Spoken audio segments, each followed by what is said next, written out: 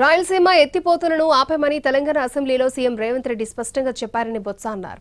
దానికి ఇక్కడి సీఎం ఎందుకు స్పందించడం లేదని విమర్శించారు. బొత్స వ్యాఖ్యలకు మంత్రి నిమ్మల కౌంటర్ ఇచ్చారు.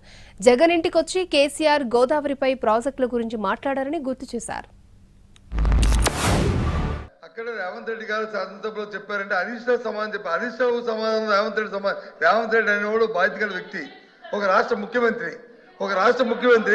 నేనే ఆపించాలని రాష్ట్ర ముఖ్యమంత్రి పేరు చెప్పినప్పుడు ఇక్కడున్న ముఖ్యమంత్రి ఇక్కడున్న మంత్రివర్గ సభ్యులు చెప్పాల్సిన బాధ్యత ఈ రాష్ట్ర ప్రజానికి ఈ జాతీయ ఉంది.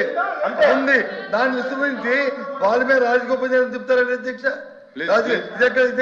అధ్యక్ష, పొరుగు రాష్ట్రానికి సంబంధించినటువంటి ముఖ్యమంత్రి పేరు ఎవరు తీసుకొచ్చారు అధ్యక్ష? గౌరవ సభ్యులు వైఎస్ఆర్సీపీ సభ్యులు తీసుకొచ్చారు. దానికే నేను సమాధానం చెప్పా. ఏదైతే ఈ రోజు మరి అక్కడ రేవంత్ రెడ్డి గారు ముఖ్యమంత్రిగా ఉంటే, జగన్మోహన్ రెడ్డి ముఖ్యమంత్రిగా ఉన్నప్పుడు కేసీఆర్ ముఖ్యమంత్రిగా ఉన్నాడు, హరీష్ రావు మంత్రిగా ఉన్నారు అధ్యక్ష. ఆ రోజు చాలా క్లియర్ గా కేసీఆర్ గారు చెప్పారు. అందులో పర్టికులర్ గా మన రాయలసీమ ఆ రోజునటువంటి మన మంత్రి ఇంటికి వచ్చి భోజనం చేసి ఆ రోజు ఆయన చెప్పారు అధ్యక్ష.